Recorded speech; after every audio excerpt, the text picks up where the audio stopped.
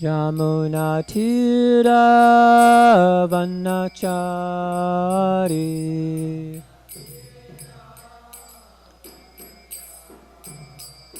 Jayo Radha Madhava Kunja Bihari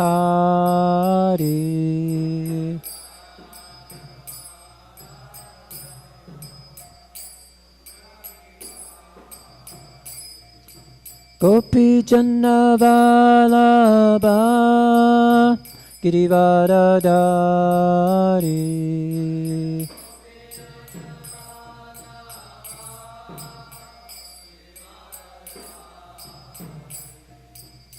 Yashodanandana Brajajana Ranjana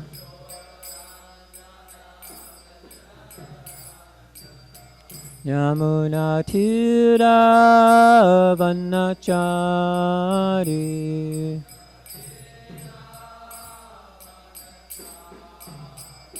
Jayo Radha Madhava Kunja Bihari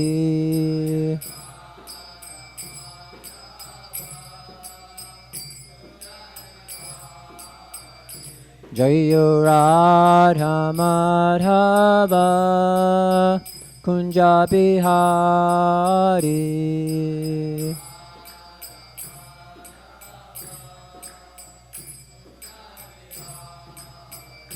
Jayo Radha Madhava Kunja Bihari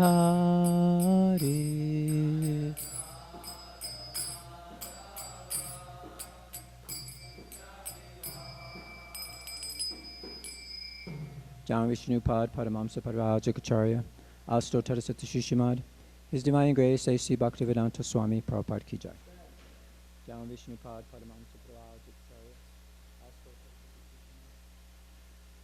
Shingu Srila Bhaktisiddhanta Saraswati Goswami Maharaj Ki Jai Anantakoti Vaishnavinda Ki Jai ISKCON BBT Founder Acharya Srila Prabhupada Ki Jai Namacharya Srila Haridas Thakur Ki Jai Premzakaho Shri Krishna Chaitanya Prabhu Nityananda Shri Advaita Gadadhara Shri Vasari Gaura Bhaktavinda Ki Jai Shri Shri Radha Krishna Gopi Gopinath Shama Kund Radha Kund Giri Govardhan Ki Jai Vrindavan Dham Ki Jai Mayapur Dham Ki Jai Navadvip Dham Ki Jai Jagannath Puri Dham Ki Jai Jamunamai Gangamai Ki Jai Tulsi Devi Bhakti Devi Ki Jai Harinam Sankirtan Jagya Ki Jai Book Distribution Ki Jai Prasadam Distribution Ki Jai Their Divine Lordship Shri Shri Rukmini Dwarkadish Ki Jai Their Divine Lordship Shri Shri Gornitai Ki Jai Their Divine Lordship Shri Shri Jagannath Baldev Shrimati Subhadra Ki Jai Srimad Bhagavatam Ki Jai Gaura Premananda Hare Hare Bol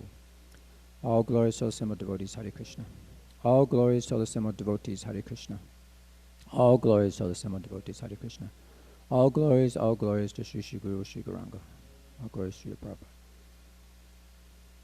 Namo Vishnu Vidaya Krishna Stai Bhutale Shrimati Jai Patak Swamini Tamane Namachar Patayam Sugam Kalikadena Swami Om Namo Bhagavate Vasudevaya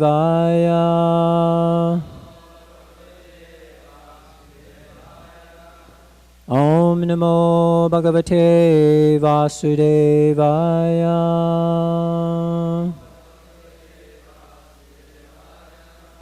Om Namo Bhagavate Vasudevaya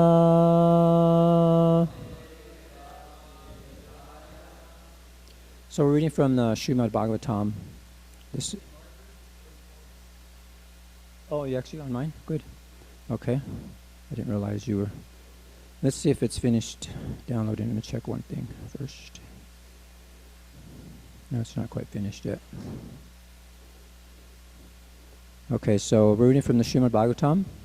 This is 9th canto. This is chapter 16. Lord Parshuram destroys the world's ruling class. So we're going to start from text 10 to, I think it's 16 or 18 or 19. I think it's 19. And that's where the purport is. So I'll just read these verses. But unless you want to just chant this one together, We could just chant the first one. Save some time. The last verse that it has the purport has 2 verses. So let's just do this one. Ekadashramato rame sabratari vanam gate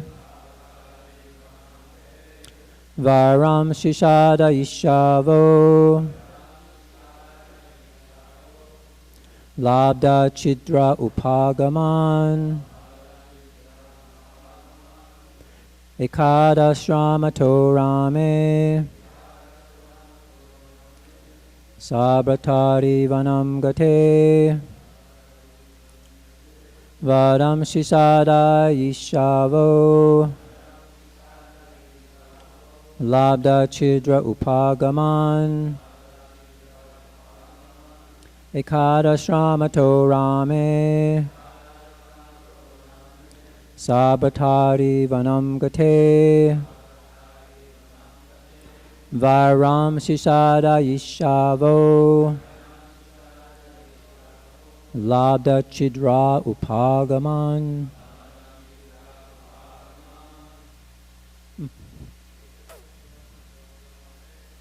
Ekadashramato rame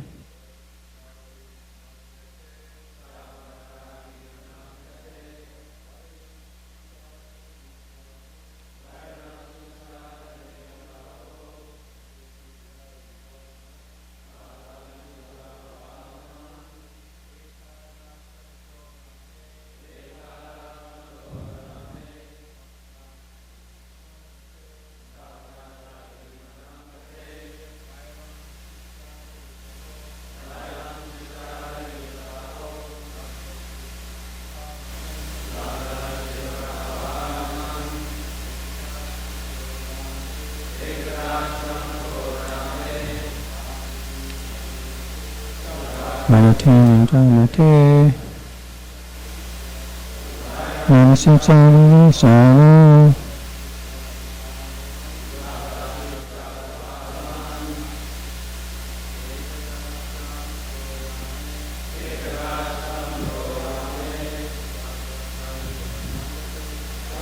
Tanadadamane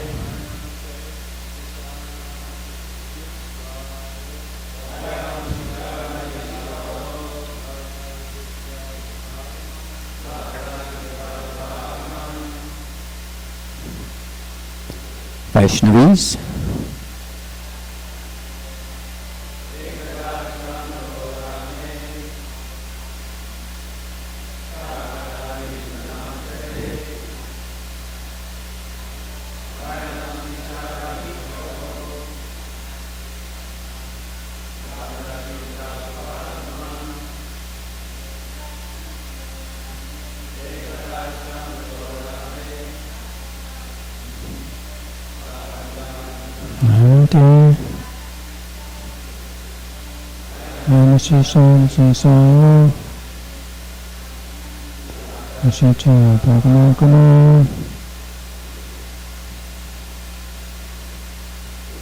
Ekada, once upon a time, ashramataha, from the ashram of Jamadagni. Rame, when Lord Parshuram, Sabratari, with his brothers, Vanam, into the forest, Gate, having gone, Viram, revenge for past enmity, Sisadha Yishavaha, desiring to fulfill, Labdha Chidraha, taking the opportunity, Upagaman, they came near the residence of Jamadagni. Translation. Once when Parshuram left the ashram for the forest with Vasuman and his other brothers, the sons of Kartavya Arjuna took the opportunity to approach Jamadagni's residence to seek revenge for their grudge, because Parshuram killed their father because they stole the cow. Text number 11.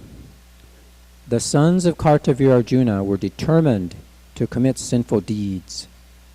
Therefore, when they saw Jamadagni sitting by the side of the fire to perform yajna and meditating upon the Supreme Personality of Godhead, who is praised by the best of selected prayers, they took the opportunity to kill him. That's the perfection of life, right? To be thinking of Krishna at the time of death. So he was meditating on Krishna when they killed him. Text number 12. With pitiable prayers, Renuka, the mother of Parshuram and wife of Jamadagni, begged for the life of her husband. But the sons of Kartavya Arjuna, being devoid of the qualities of Kshatriyas, were so cruel that despite her prayers, they forcibly cut off his head and took it away. So a real Kshatriya, if someone surrendered to them, they would spare them. But they weren't real Kshatriyas. They were so cruel that they, even though they were being begged, they still didn't care. And they killed Renuka's husband. So we're on text number 13. Lamenting in grief for the death of her husband, the most chaste Renuka struck her own body with her hands and cried very loudly, "O Rama, my dear son, Rama!" Text 14. Although the sons of Jamadagni, including Lord Parshuram, were a long distance from home, as soon as they heard Renuka loudly calling, "O Rama, O my son!" they hastily returned to the ashram, where they saw their father already killed. Text 15.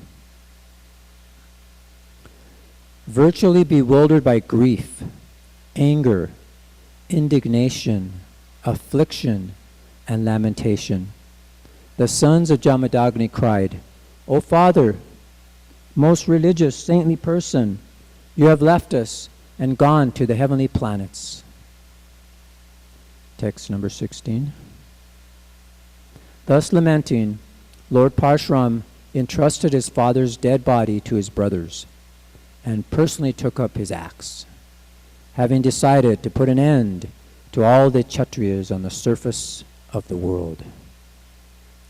Text 17. O king, Lord Parshuram then went to Mahishmati, which was already doomed by sinful killing of a Brahmana. In the midst of that city, he made a mountain of heads, severed from the bodies of the sons of Kartavya Arjuna. So now we're in text 18 and 19. With the blood of the bodies of these sons, Lord Parshuram created a ghastly river, which brought great fear to the kings who had no respect for Brahminical culture. Because the Kshatriyas, the men of power in government, were performing sinful activities, Lord Parshuram, on the plea of retaliating for the murder of his father, rid all the Kshatriyas from the face of the earth 21 times. Indeed, in the place known as Samanta Panchaka, he created 9 lakes filled with their blood. Wow. So purport. Parshuram is a Supreme Personality of Godhead, and his eternal mission is Paritranaya Sarunam Vinasaya Chaduskritam, Bhagavad Gita 4.8, to protect the devotees and annihilate the miscreants. To kill all the sinful men is one among the tasks of the incarnation of Godhead. Lord Parshuram killed all the Kshatriyas 21 times consecutively because they were disobedient to the Brahminical culture. That the Kshatriyas had killed his father was only a plea. The real fact is that because the Kshatriyas, the ruling class, had become polluted, their position was inauspicious. Brahminical culture is enjoined in the Shastra, especially in the Bhagavad Gita. Chaturvarnyam maya sristam gunakarma vibhagasaha. 413. According to the laws of nature, whether at the time of Parshuram or at the present, if the government becomes irresponsible and sinful, not caring for Brahminical culture, there will certainly be an incarnation of God like Parshuram to create a devastation by fire, famine, pestilence, or some other calamity. Whenever the government disrespects the Supreme Personality of Godhead and fails to protect the institution of Varnashram Dharma, it will certainly have to face such catastrophes as formerly brought about by Lord Parshuram. Well, so that's the end of the purport. Jai Om Jnana Tamadandasya Gyananjana Sarakaya Chakshus Unmilitamena Tasmai Shri Guruve Namaha Shri Chaitanya Manobhistam Stapitamena Bhutale Swayam Upakadamayam Dadanti Swapadantikam.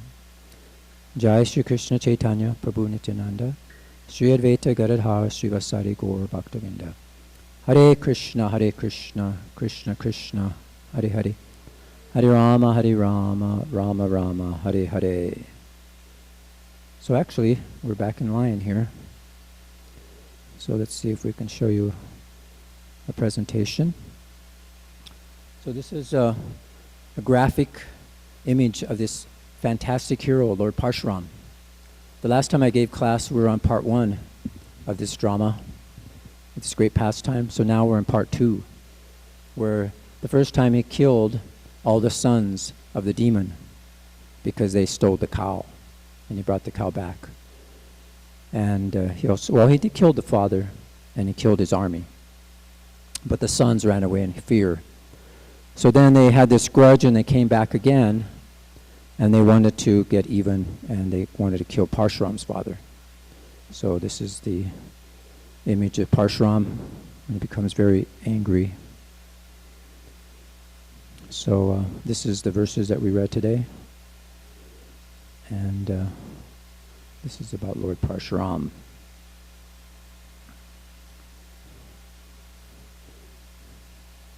So here's the image, a great fearsome warrior who is the incarnation of Krishna. So we read the verses, so we'll just skip ahead here. Let me see if we could find where we are. So this was the end of the purport. And it's interesting how Prabhupada says in the purport that that if we disrespect the Supreme Personality of Godhead and fail to protect the institution of Varnashram Dharma, they will certainly have to face, such famines or catastrophes during the time of Lord Parshuram. So it's just like, when you have a home, sometimes there's a need for repair, cleaning. First we plan our home in such a way that we want to make it a nice place, a nice dwelling to live. There's this whole science called Feng Shui or Vastu, which you try to create a wonderful atmosphere, peaceful atmosphere, so that you can have a sacred space. So in the same way, Krishna, he created this material world. This is his home, his house. And if we don't if we don't respect his home, and we create havoc and create an inauspicious situation, like the Kshatriyas at that time, then he'll come and clean house. And this is what he's doing here. So it's very nice how we have to create this sacred space, and we'll talk a little bit about sacred space here. But in order to create this sacred space, we have to clean it. We have to clear the clutter, and then it makes much better atmosphere for purifying the situation. There's even in different cultures, they have different types of creating a sacred space. And even in some cultures, I think it's in India, there's a place where they get all their instruments, their tools and everything, and they worship them. Why? Because they see them They see spirit in matter. And just like your home, someone goes to your home, they could pick up on the different vibrations that are there, of the different people that are there. Just like if you go to a hotel room, you go in there and you could feel some bad energy sometimes, where you can't sleep. It's very rusty. So there's a process to create sacred space. And that's what we're going to talk about. So Krishna, he's a Supreme Personality of Godhead. He lives in Goloka Vrindavan. That's the biggest spiritual planet. It's actually, you can see there's unlimited spiritual planets, and there's also unlimited material planets. And this planet, as we discussed last time, is the planet of the cows. It's like a huge pasturing ground. So this is what it's described to be like, where Krishna, he worships the cows. So here, this is Krishna in his abode. And just see on the sides there's unlimited spiritual planets, expansions of Krishna. And Krishna creates more and more different aspects of his creation. There's the Brahmajyoti, different abodes of his different expansions. And then he creates the material world. And we're just focusing on one universe. So you could just see Krishna is the creator of millions and millions of universes, not only in the spiritual world, in the material world, everywhere. And he's the controller of all these things. And do we think that he doesn't have the power to manage them and to protect them? And this is Krishna. Sometimes he does need to come and clean house. And this is why he comes in different incarnations. We have discussed many of these in our readings of Srimad Bhagavatam. And we're in this particular incarnation of Krishna as Lord Parshuram on the bottom there you can see. And that's his eternal mission as it was described in the purport, is the Pratyanaya Sarunam Vinasha Cha Duskritinam, is to protect the devotees and annihilate the miscreants. So this is what Krishna is doing, is clean house. When there's some inauspicious pollution, then it's time to clean and make sacred space. So this is what's happening here. So here he is. You can see this is the depiction of when he killed all the armies of Kartavya Arjuna. Very powerful personality. Just at the speed of mind and manipulating his axe and his arrows, he just completely destroyed all these particular warriors, which is amazing.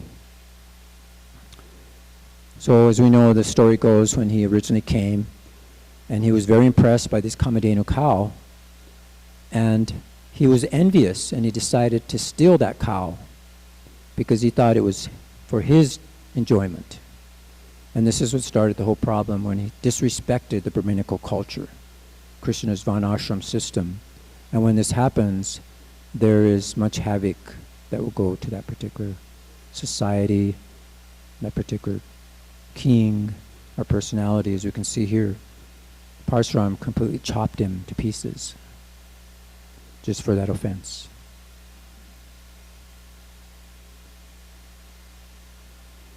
So Krishna is described as Namo Brahmanya Devayago, Brahmanitaya Cha Jagaditaya Krishnaya Govindaya Namo Namaha, that he is, the protector of the Brahminical culture. Who is that? The cows, the brahmanas. So this is how he got his name, Govinda. He is the worshipful deity for all the Brahminical men. And Krishna is the well-wisher of those men and the cows. So there's so many beautiful descriptions of Krishna. And we can see how much he loves his cows, how much he likes his cows. And then we can see if there's problems, that this suffering is simply caused because of cow killing is going on at such a huge scale. And even in India now, so many cows are being killed. I just put together a lot of beautiful pictures just to show how Krishna loves his cows. He loves the Brahminical culture. and how we had read previously how the Kamadhenu cow actually appeared from the churning of the ocean of milk. That was the first thing that came after the poison was produced from the first churning.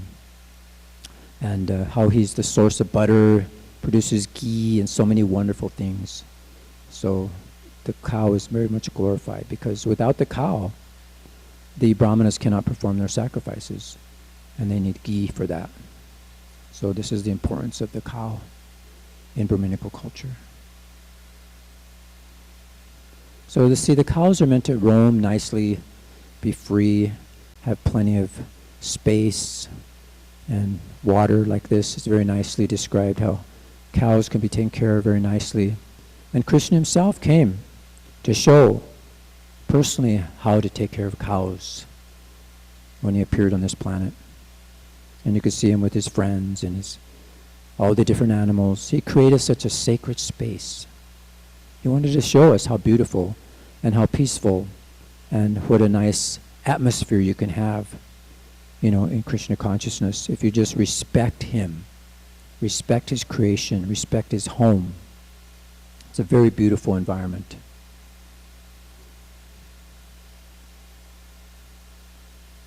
And Krishna will do so many different things to protect his cows and the brahmanas and his environment if it's under threat. And we see the whole pastime that we had of Govardhan Puja. Krishna lifted a hill, a mountain, just to protect it, use it as an umbrella. And the cow was so dear to him that after Indra repented for his offense, he brought the cow to help appease the Lord, and they bathed Krishna with his milk.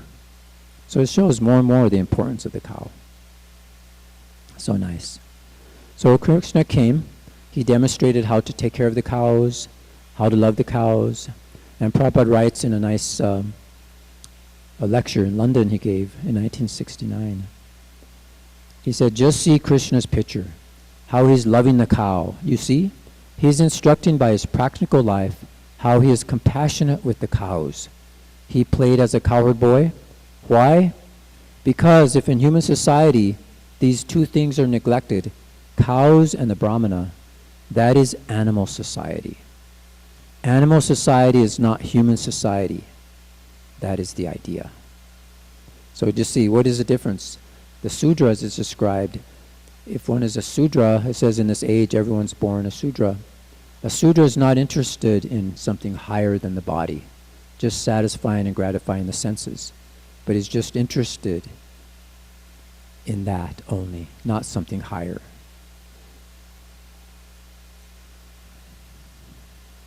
So this is them demonstrating the ideal life. It wasn't idle life, just sitting around in the mode of ignorance, but actually this is ideal life. Krishna came to show us how to take care of the cows. But now we see in this age how the cow, what happened to his beautiful environment? What happened to his protectors? So this is what's happening, is it's bringing a suicidal mode in this world, this cow killing and cow neglect. So how can there be an auspicious environment? Does this look like a very auspicious, a sacred space here? When the most, pure living entity, the cow, Krishna's best favorite enemy, and he gave the cow to help us to become healthy, to become prosperous, for everything here, to perform yagyas, so that we can actually elevate ourselves, from this material world into the real sacred space, into the spiritual world. As I mentioned last time, the cows wandering the streets, eating garbage and so many different things. When they were coming to rescue them, they operated on one cow that couldn't move. They actually took out buckets and buckets of plastic bags from the cow and saved its life. So this is what's happening today. So Parshuram, when he went to Mahismata, as we read, that place was already doomed because of their sinful killing of a brahmana. And so these are very dear to Krishna. So what happened is he made a mountain of heads from the bodies of the sons of the king. So that's what Prabhupada says, that it doesn't matter if it's now or in the past, that if people become irresponsible and sinful, don't care for rabbinical culture, then there'll certainly be an incarnation like God to create this devastation by fire, famine, pestilence, or some other calamities. And we see this is going on in the world today. So this is why he came, to protect his institution of Anashram Dharma, his house, to get the sacred space back. So Srila Vyasadeva, who is the great authority on the subject matter of the Srimad Bhagavatam, he brought this important message. First to his son Sukadeva Goswami, and Sukadeva Swami made it like nectar. Actually, it's compared to be like the cream of the milk, this Vedic literature. It's like the milk ocean of knowledge. So in the material world, if we don't have information about the soul, then we're actually breeding a society of ignorance. In fact, when Srila Prabhupada came to America, they brought him to a very prestigious college to give some address there. And they took him for a tour to all the different departments. And they're very proud. We have covered all the fields of knowledge. And then Prabhupada, when he gave his address, he was saying how I was looking and looking, but I couldn't find one department of knowledge. And they said, no, we have everything. We have all knowledge here, from head to toe. We study everything, the body and everything there is to know about this material world. And Prabhupada said, no, I couldn't find the department where it teaches you the difference between a dead body and a live body. And that is the soul. Where is the department to teach us the science of the consciousness of the soul? Because without that, then it's just an ignorant society. They're just full of nonsense activities, nonsense consciousness, and the whole society becomes inauspicious, very impure. So this is why Krishna comes, to give the light of this knowledge so that we can actually develop some sacred space.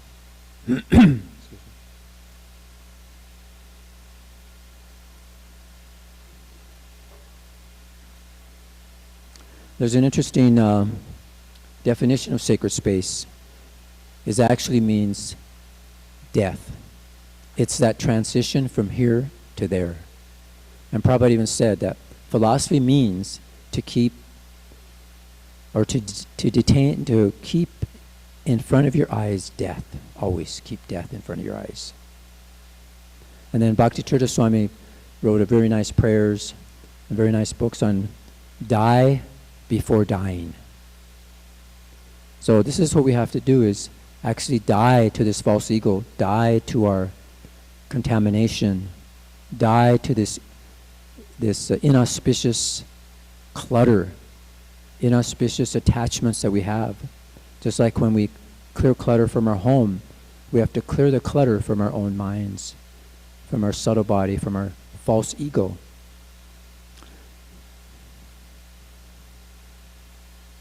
There's a very nice introduction that was given by Satyananda Swami to one of Bhakti Tirtha Swami's books. And I'd like to read part of that here. It's very interesting. That first he starts off with, he said in the Vedic tradition we have many mantras. They guide us, and they're actually begin with the word namaha. So na means not and maha means me, which refers to the wrong conception of oneself as the body. So nama means not me and not my desire, but you, Krishna, and your desire. So that's the namaha. It refers to death to the false ego. So he says here, let me make it even clearer. The spiritual person will die two deaths, just as it is important for the human being to take two births, one the physical and the other the spiritual. That's when you take the spiritual initiation, you take the Brahminical. So one is the death of the false ego, and the other is the death of the coat, the material body. One has to overcome the false ego. The much feared physical death loses its horrors. When it occurs in the natural course of life, one can be as easy as moving from one room to the next, although it can also be accompanied by the dramatic drumbeats of intense physical challenges as God arranges. In any way, for a fully God-conscious person, there is nothing to fear, since with death he is moving only from one hand of God to the other. So he's trying to encourage people not to be shocked or afraid to read a book on death, because actually it's illusory. All these material happiness, these material attachments, we think they'll make us happy. But it's actually to get free from all this clutter, all this mental bondage. So he says, isn't it a source of celebration when a prisoner can get rid of his prison life and start his real life? The best and most joyful example of die before dying, in my eyes, is the butterfly. So it shows here how the butterfly goes from the cocoon, and he tells this story about these two butterflies who they heard about this pillar at the end of town, that if you climb that pillar, you get all your fulfilled desires. You become free. So they started climbing, and all these other pillars were climbing, and they were rushing to the top. And one of them was doubtful whether this was actually true. How could this be? So he came down and he left. And the other one was determined, so he went up and he was getting closer to the top. And then he heard people saying, wow, we're being cheated. There's nothing up here. And actually when you get up to the top, you fall down and you die. So they're saying, don't talk so loud, because the people below us, they'll hear you and they'll be afraid. So, just kind of keep quiet. So this is what happened, is that he was like afraid. He didn't know what to do. And then during that time, his friend had actually saw another caterpillar, which is like an ugly worm, and he was transforming himself in a tree like this. And he found out how to do it. And he actually did. He transformed himself. He became a very beautiful butterfly. And he actually went and rescued his friend on the big pillar and brought him back. So then they came back, and his friend, he didn't betray him. He couldn't recognize him at first, but he said, just look in my eyes and you'll see that it's me. So he actually carried him down off the pillar. And then they were in their full freedom like that. So this is another story that Srila Prabhupada talks about, this education and this interesting idea that material knowledge will save you. And that's the story that Prabhupada actually talks about from a lecture, and he describes it as the story that Satsut Maharaj gave in the Back to Godhead magazine. So Prabhupada was pretty much talking about that story. So there was a little link, I don't know if it'll play, let's see, that you could listen to Prabhupada's voice. Let's see if it'll come on.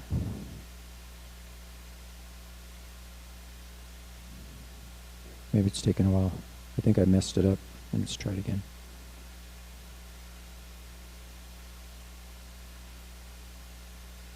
Anyway, I guess the thing didn't come through. So I'll just read that, what Prabhupada said here.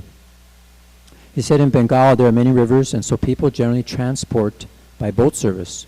So a learned scholar from Calcutta, say, was going home in the village on a boat, and he was very happy. So he was asking the boatman, my dear boatman, do you know what are these stars, this astronomy, how they are working? No, sir, I do not know. Oh, your life is 25% lost. You do not know anything. Then after some time, you know the geology, how this earth, water, they are working? No, sir, I am poor man. What can I know? Oh, your 50% of your life is lost. Then all of a sudden there was a cloud, black cloud on the sky, and there was a storm. Then at that time the boatman asked, sir, do you know how to swim? No, I don't know. Then 100% of you has lost. You are going to be drowned. He jumped and he drowned. So this is the point. So you're trying to understand the whole analytical study of the material world. That is very good. But if you do not know how to remember Narayan at the time of death, then you're going to be cats and dogs. That's all. So the story illustrates how whatever else we may learn in our life's voyage, in our journey, there's only one thing that we need to know, that when death capsizes your boat or this material body, then we must be ready to cross safely to the spiritual world. So all this information on the material platform, it just becomes obsolete when the material body is about to go. So Prabhupada says, so this human life with its valuable asset of developed consciousness should not be wasted in dabbling at mental play. The idea is that we're making progress certainly in technology and economics, in so many other departments of human necessities. But Bhagavad Gita says that real problem of this world, or real problem of our life, is janma, mrityu, jara, vyadi, dukkha, dosanu darshanam. If you're intelligent enough, then you should see the real problems of birth, death, old age, disease. Janma means birth, mrityu means death, janma, mrityu, jara. Jara means old age, and vyadi means disease. So actual material problem is this: janma, mrityu, jara, vyadi. The solution to these problems is Krishna consciousness. So that's where Prabhupada came. He came on the Jaladuta and to give us this message, a clear message for us to be humble, to be tolerant, and to expect nothing in return. This is getting rid of that false ego. So to show us how to live like that, to be humble and to be free from false ego, it's nice to hear about it, but to actually know what it is, to be shown, we have to be shown by a person, and that was Srila Prabhupada. He came and showed us by his own life.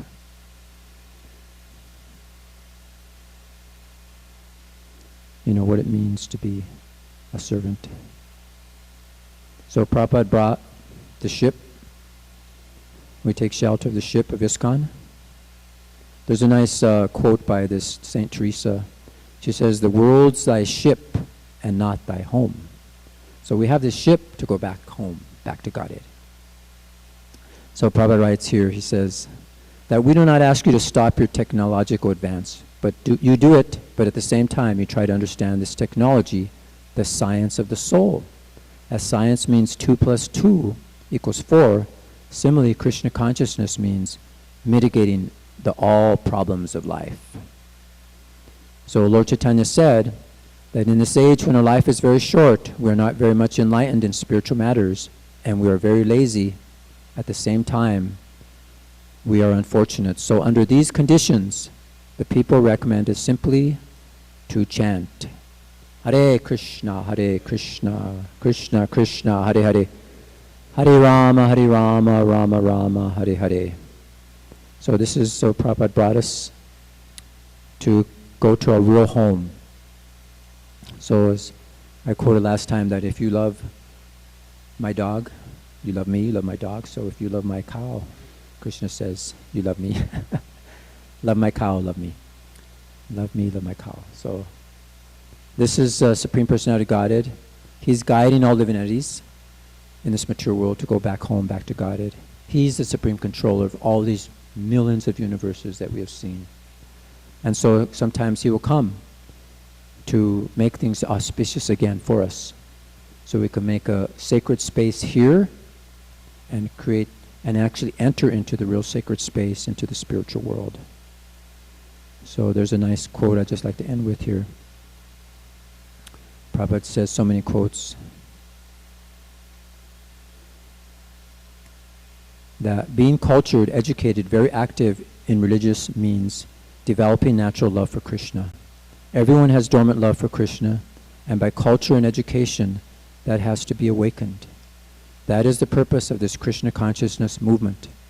Once Lord Chaitanya asked Sri Ramananda Roy what the best part of education was, and Ramananda Roy replied that the best part of education is advancement in Krishna consciousness. And then Jiva Goswami advised, this is the last quote here, that in this human form of life, one's only aim should be to go back home, back to Godhead. The word sa vanchitaha indicate that once a person has obtained the human form of life, he is actually cheated if he does not make preparations to go back home, back to Godhead. The position of all non-devotees who are not interested in going back to Godhead is very much lamentable. For the human form of life is meant for executing devotional service and nothing else. That's in the chapter Maharaj Prithu goes back to Godhead. So thank you very much. If there's any comments or questions, please. Yes, Vasanta Prabhu.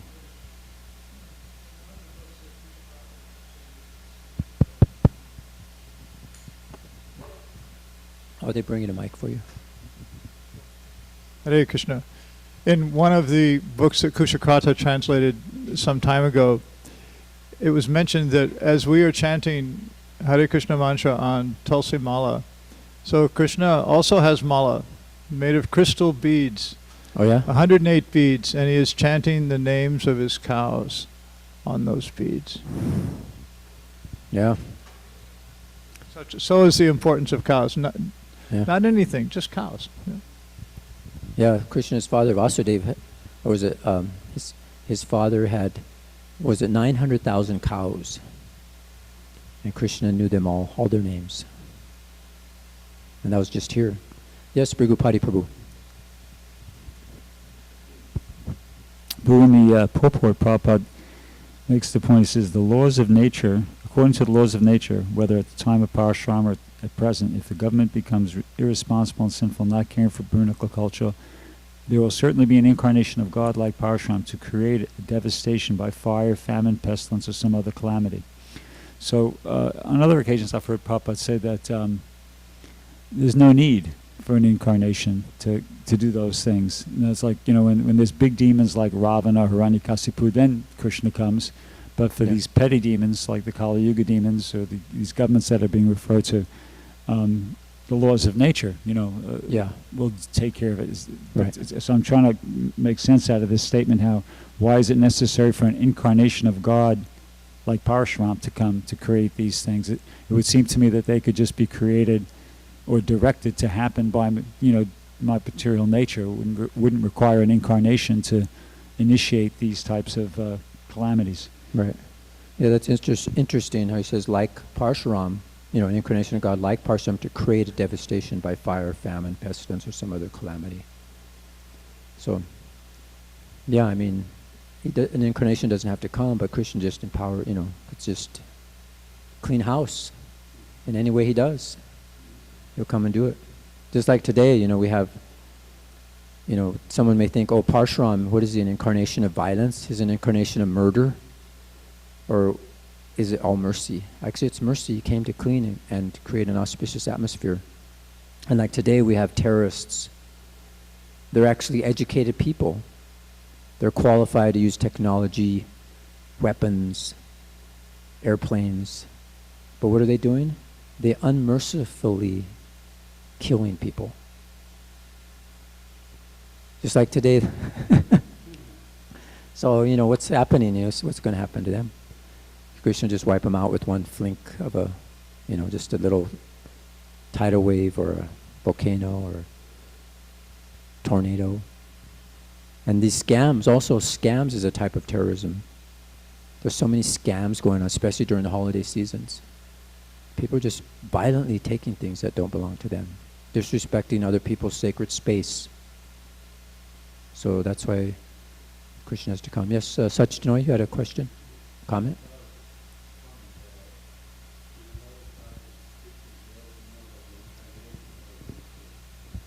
Right. Kali Nama Rupa Krishna Avatar. Right. That the holy name of the Lord, Krishna, is no different than Krishna himself. And he wants to associate with Krishna, you just have to chant the holy name. And also, you're showing the picture right there. That Krishna Swadam Upagate. That this is also another incarnation of Krishna. So all we have to do is just assist, distributing Srimad Bhagavatams and chanting the holy name.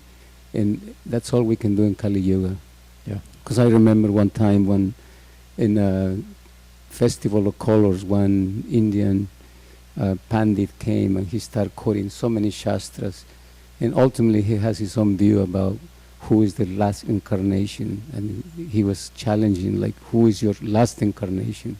And then I mentioned Chaitanya Mahaprabhu 500 years ago. No, right now. And then I thought, well, right now, Kali Kali Namarupa Krishna Avatar. Yeah. And then he couldn't say anything after that, because he thought that he had it. He mentioned one personality. And then I mentioned Srimad Bhagavatam, mentions Chaitanya Charitamrita, Prabhupada mentions. It's right here. Yeah. It reminded me of an article I just read. It was by Kruna Devidasi, on sacred space. And she was talking about how they have these japa retreats, and how, the space where you chant, it helps if it's a very nice sacred space. And then she talked about one of the most important sacred spaces is between your lips and your ears, to create that pure space of the heart, to actually, really sincerely pray and cry out to Krishna. So it's very important that personally we have to create that sacred space in our own minds, in our own, bring out the soul, the spirit, and then it emanates in where we live, in our environment, and what we do, and eventually in the world. So, any other comments, questions? Jai, thank you. Did you? I'm sorry. Thank you for your kind attention. All glory to Srimad Bhagavatam.